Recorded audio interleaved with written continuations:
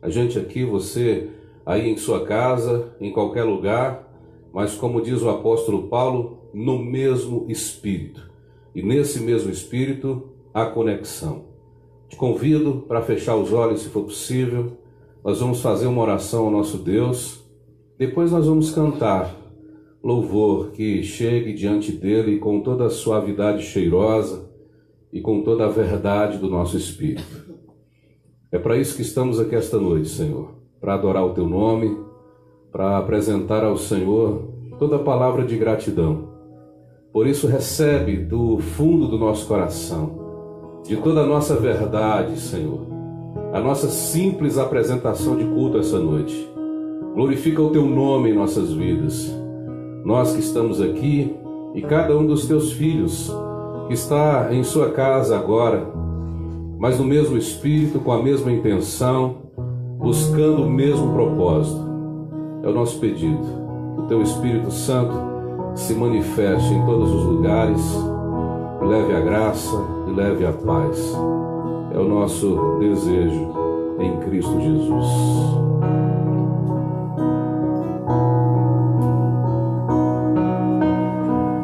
Glória a Jesus.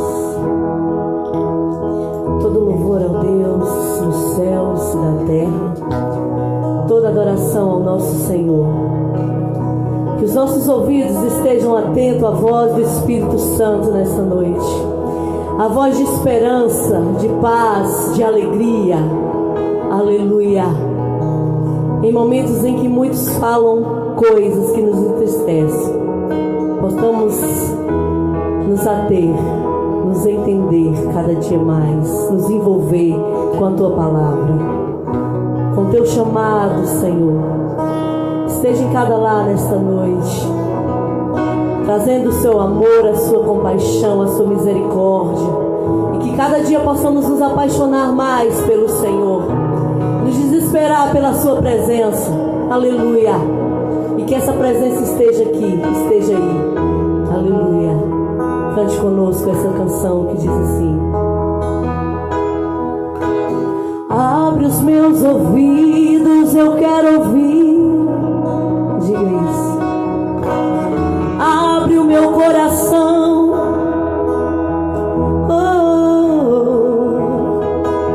abre o meu coração, quero sentir Teu grande amor.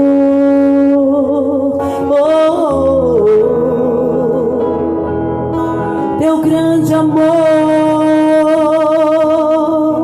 Abre os meus ouvidos, abre os meus ouvidos, eu quero ouvir. Abre os meus olhos, abre os meus olhos, eu quero ver. Abre o meu coração.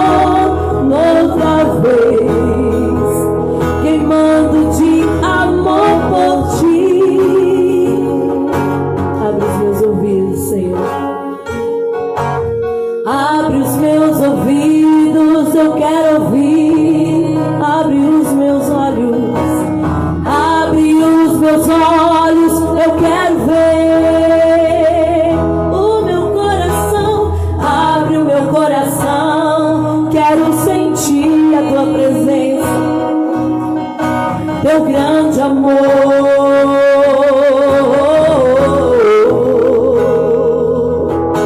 Teu grande amor, diga isso, eu quero me apaixonar. Eu quero me apaixonar todos os dias, outra vez.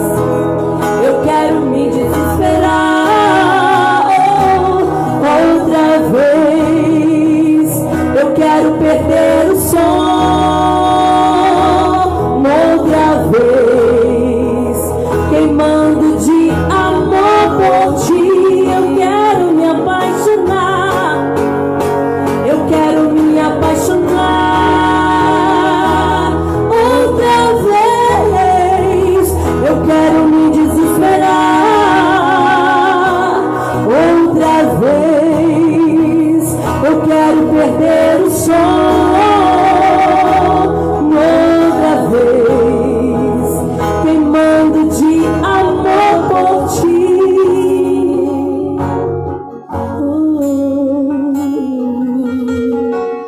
Possamos nos apaixonar todos os dias pelo Senhor, nos desesperar pela tua presença, nos encantar pelos teus feitos, pelas tuas maravilhas.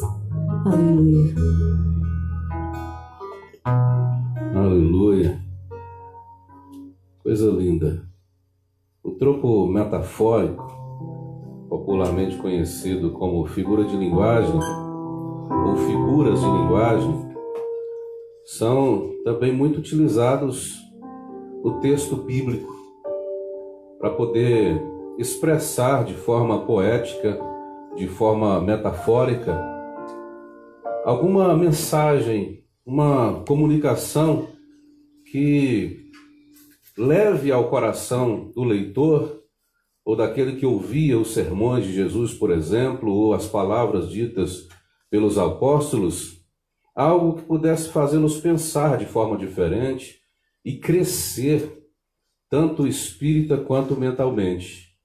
Estou dizendo tudo isso para falar dessa música maravilhosa, em que o autor passa ao que está cantando e ao que está ouvindo a impressão de que há uma declaração da noiva apaixonada pelo seu noivo, que é Cristo, e isto nos remete a esta linguagem metafórica, tropológica, que nós encontramos nos textos sagrados, em que Cristo é comparado ao noivo que espera ansiosamente pela sua noiva, e a noiva é aquela também que já está se preparando a cada dia, que está se arrumando, que está se embelezando o máximo possível, que se purifica, que se abstém, aquela que se entrega de forma absoluta no seu modo de viver, na grande expectativa, na grande expectação da chegada do noivo.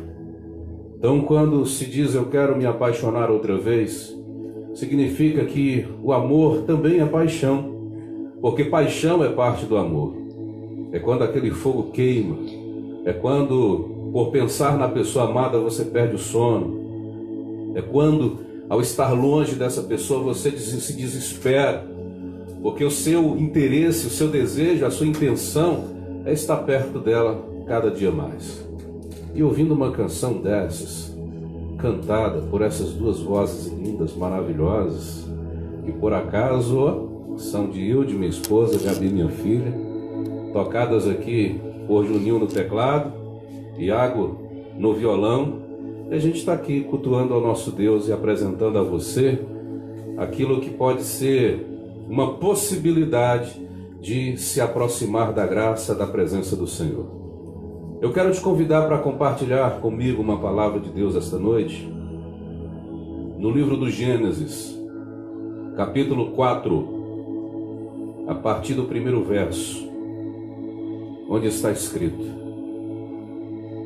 Coabitou o homem com Eva, sua mulher. Esta concebeu e deu à luz a Caim. Então disse: adquiri um varão com o auxílio do Senhor. Depois deu à luz a Abel, seu irmão. Abel foi pastor de ovelhas e Caim lavrador. Aconteceu que no fim de uns tempos trouxe Caim do fruto da terra uma oferta ao Senhor.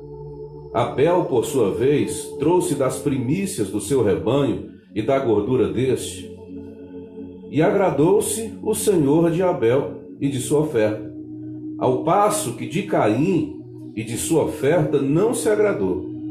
Irou-se, pois, sobremaneira Caim, e descaiu o seu semblante. Então lhe disse o Senhor: por que andas irado? E por que descaiu o teu semblante? Se procederes bem, não é certo que serás aceito? Todavia, se procederes mal, eis que o pecado jaz à porta. O seu desejo será contra ti, mas a ti cumpre dominá-lo. O que nós temos aqui, queridos, são dois personagens que acabam personificando o que seria um culto agradável a Deus e um culto desagradável a Deus.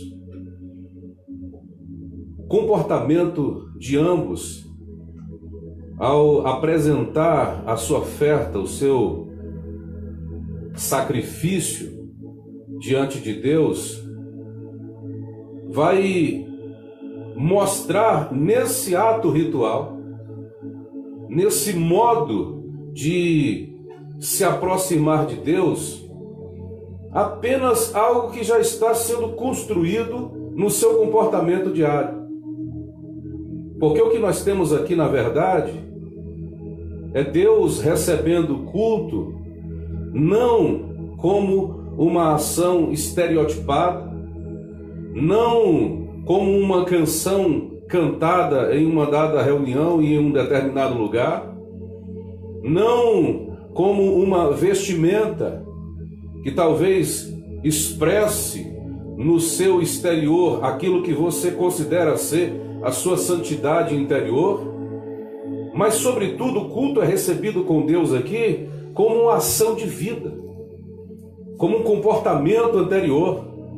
Porque é exatamente isso que Deus vai dizer a Caim quando o seu semblante se descai, por ele ter sido rejeitado na sua oferenda a Deus. É que Deus diz: olha, se você proceder bem, você não vai ser aceito. Porque o que é de fato aceito diante de Deus não é aquilo que eu apresento, mas é o ser eu. Por isso Deus diz: você não seria aceito. Porque a cabeça de Caim funcionava como se o elemento que ele levasse a Deus seria o sacrifício e seria o culto. Na cabeça de Caim funciona como se o lugar, o espaço físico, temporal, fosse de fato a sua oferta de culto. Na cabeça dos Caíns dos nossos dias funciona que uma oferta, que uma contribuição financeira, que uma presença em um dado dia da semana em um templo religioso, ou qualquer outra manifestação de religiosidade que seja vista e aplaudida por alguma pessoa, é o tipo de manifestação de culto que Deus quer. Não importa o que eu seja, o que importa é que eu doe para Deus. Esta é a cabeça de Caim, senhoras e senhores. E Deus está dizendo: se você proceder bem, você será aceito. Porque o que eu quero não é o elemento que você oferece diante do altar. O que eu quero é o teu ser como vida, é o seu comportamento diante das pessoas, é a forma como você ama os seres com quem você convive, é a maneira como você apresenta o amor de Deus diante da sociedade, é o teu abraço que não julga e que não faz acepção de pessoas, é a sua manifestação da graça, do amor, da grandeza e da misericórdia de Deus, através da sua forma de amar todos os seres humanos que estão ao seu lado, independente do comportamento desses seres, ou do que você acha a respeito deles. Então, culto a Deus não é o que eu levo, é o que eu sou. Não é o que eu tenho, é o que eu sou. Não é o que eu ofereço enquanto material físico, enquanto elemento de culto, mas é o que eu sou. Não são as coisas que eu possa, de alguma forma, apresentar diante de um templo lotado de pessoas, mas é o que eu sou dentro da minha casa com a minha família. Porque se eu canto bem, porque se eu carrego uma multidão de pessoas em qualquer lugar onde eu digo que estou adorando a Deus, ou se eu sei falar bem a palavra de Deus e levo esta palavra a centenas e milhares de pessoas que talvez se convertam, mas eu não sou, mas eu sou um anjo nesse espaço de igreja, mas sou um demônio dentro da minha casa, eu não tenho um culto que seja aceitável a Deus, porque Deus não recebe aquilo que eu tenho a apresentar, Deus recebe aquilo que eu sou. É por isso que nós temos aqui uma comparação, um paralelo entre o culto apresentado por Caim e o culto apresentado por Abel.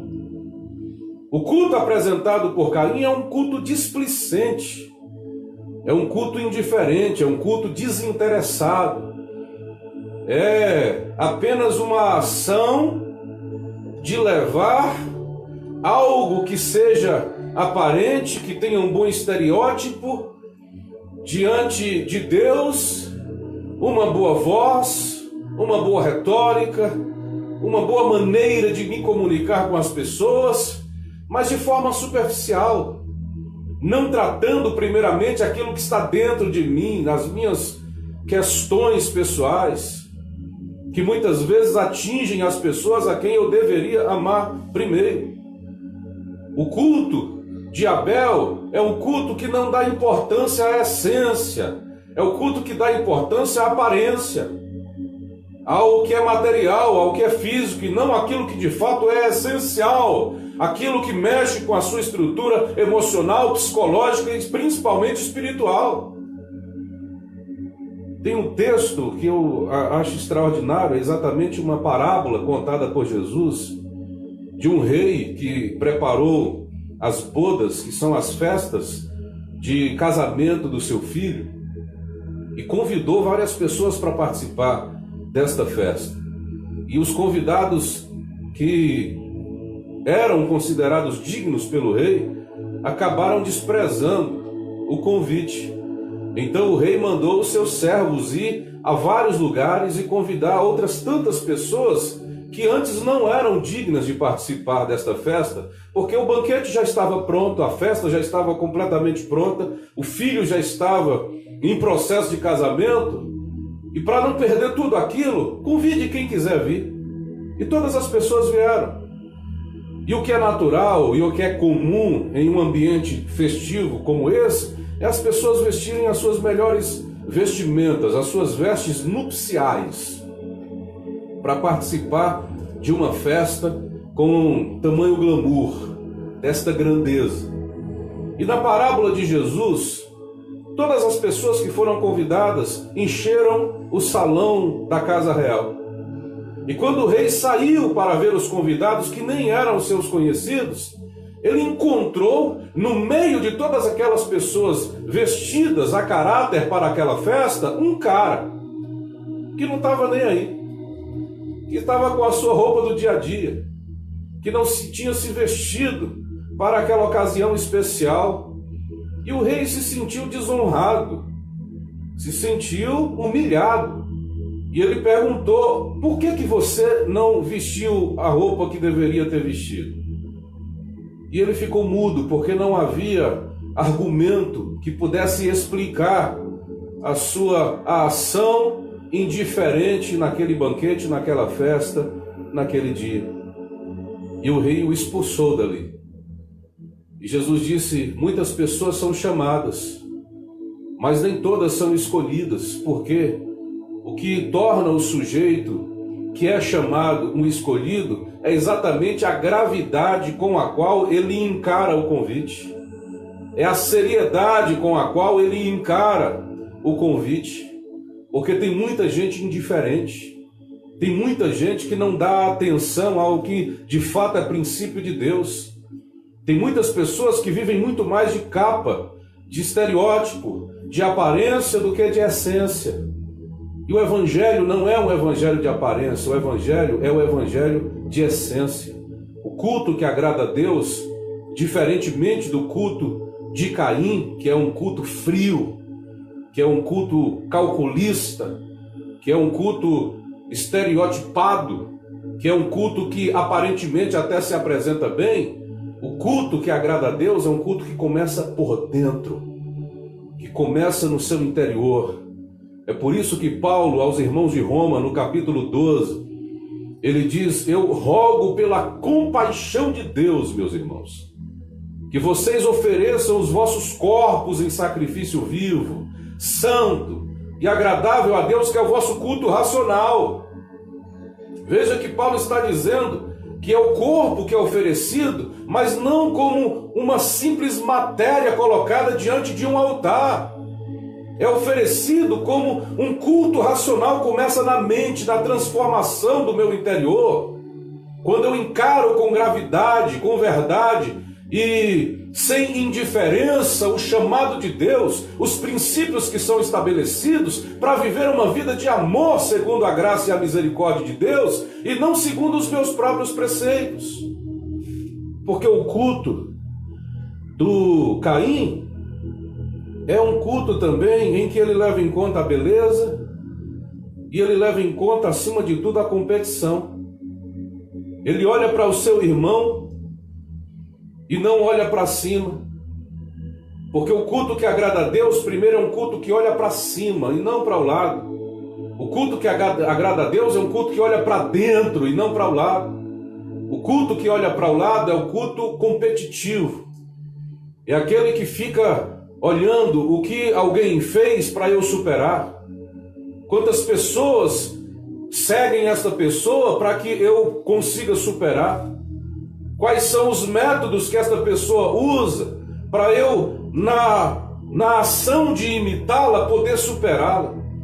O culto da competição, para ver quem canta mais, quem prega mais, quem faz mais, quem adquire mais, quem está em situação circunstancial superior, quem está mais perto daqueles que estão governando o país, ou os estados, ou o município. É o culto politizado, o culto empoderado, no sentido que possa ser negativo desta expressão. O culto da competição, o culto que nos leva ao pináculo do templo e nos faz pular de lá de cima em uma ação falsa de fé. Um culto que nos faz ser seres superficiais e não seres essenciais e verdadeiros. Esse é o culto de Caim. É o culto equivocado. O culto que fica olhando para o defeito de quem está do lado ou para o talento de quem está do lado. Porque se o defeito de quem está do lado é maior do que os seus próprios defeitos, os seus defeitos então são aceitáveis e são justificáveis, porque fulano é pior do que eu. Ou se os talentos de quem está do lado, de algum modo eu considero melhor do que os meus talentos, eu vou fazer alguma coisa para poder prejudicar esta pessoa, porque ela não pode estar em condição superior à minha. Então, que tal defamá-la? Então, esse tipo de culto, que é o culto de Caim, que é o culto rejeitado por Deus, é o chamado aqui de mau procedimento, é o culto de justiça própria, de não arrependimento, é o culto assassino, que por inveja do seu próprio irmão, que havia recebido a aceitação de Deus ao contrário dele, acabou levando-o para o campo e assassinando. Talvez seja muito duro no que eu vou dizer agora, mas há muitas pessoas, e talvez algumas estejam me assistindo esta noite, que nunca mataram literalmente uma pessoa, nunca assassinaram alguém, mas já mataram e já assassinaram psicologicamente, emocionalmente, quando talvez difamaram-na, quando talvez passaram à frente informações que não eram verdadeiras, quando talvez de alguma forma se alegraram malignamente por conta do fracasso, da queda e da derrota daquele que é considerado a pessoa com quem ele tem que competir. Às vezes a gente não mata essa pessoa fisicamente, mas mata emocionalmente. Quando a gente não a perdoa, quando a gente a ignora para sempre, quando a gente não consegue mais olhá-la, quando a gente muitas vezes e em muitas circunstâncias prefere difamá-la do que reconhecer que existem alguns talentos e algumas virtudes nessas pessoas. Queridos, em nossos corações existem muitos sentimentos obscuros que precisam ser trabalhados, segundo a fé de Abel. E aqui a gente vai ver que o culto de Abel é um culto simples e de fé. Um culto que não tem preocupação com o estereótipo. Ele leva um animal sangrando diante do altar de Deus para poder oferecer. Se você olha para um e para o outro culto, você vai perceber que há uma dissonância enorme entre um e outro. Uma diferença grandiosa entre um e outro. Enquanto o culto de Caim é esteticamente mais bonito e mais apresentável, porque os frutos da terra você nem precisa arrumar, você joga lá em cima de um altar e ele está apresentavelmente lindo. Mas um animal morto é feio, não é bonito. Mas quando Caim, ou melhor, Abel, vai oferecer esse sacrifício diante de Deus, ele não está preocupado com estereótipo, porque ele está preocupado exatamente com um culto que de fato agrada a Deus na essência. Ele já compreende antecipadamente que o único meio de se aproximar de Deus é por meio do sangue de um cordeiro inocente. É por meio da graça e da misericórdia de Deus, do favor de Deus, que chega em nosso tempo por meio de Jesus. E não há outro meio. Você pode procurar todos os meios possíveis, mas nenhum outro meio te fará chegar diante de Deus, a não ser pelo sangue, pelo sacrifício do Cordeiro de Deus. O culto de Abel é um culto das primícias. É um culto que não está buscando aquilo que ele tem de pior. Ele busca o que ele tem de melhor, que é o melhor animal, apesar do estereótipo na liturgia, no culto, não ser tão apresentável, mas ele apresenta aquilo que ele tem de melhor. E é uma oferta que de fato agrada a Deus, na essência e não na aparência. Que a palavra de Deus chega trazendo para a gente essa noite é esta reflexão. Qual é o tipo de culto que você tem oferecido a Deus? O que você tem ou o que você é? A sua posição social ou o que você é? O seu dinheiro ou o que você é? A sua instrumentalidade ou o que você é? Os seus talentos pessoais ou o que você é? O culto que Deus quer é um culto ser e não um culto fazer. Quero te convidar para orar comigo esta noite. Se você recebeu esta palavra de Deus, se você recebe esta graça de Deus em sua vida, em sua casa, e pode, feche os seus olhos um instante mais uma vez. Pai, nós somos gratos e estamos muito felizes esta noite pelo privilégio de levar a Tua palavra a tantas pessoas que em suas casas agora estão nos ouvindo.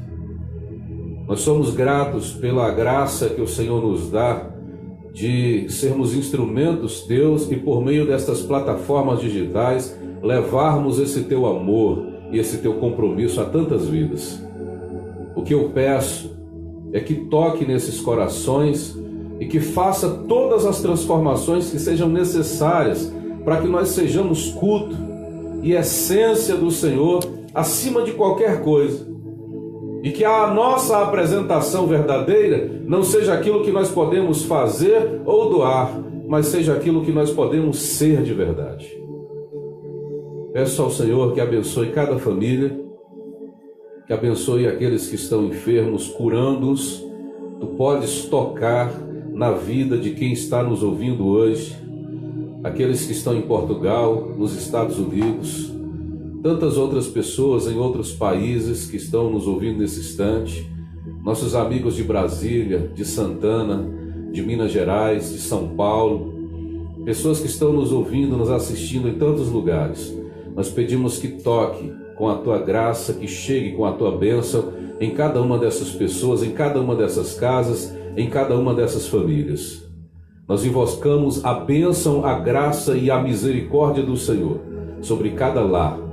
Nós invocamos a bênção, a graça e a misericórdia do Senhor sobre o nosso país, para que essa situação passe logo, ó Deus, e que o nosso país possa se recuperar, e que cada um de nós possa se recuperar também, para que teu nome seja glorificado nisso.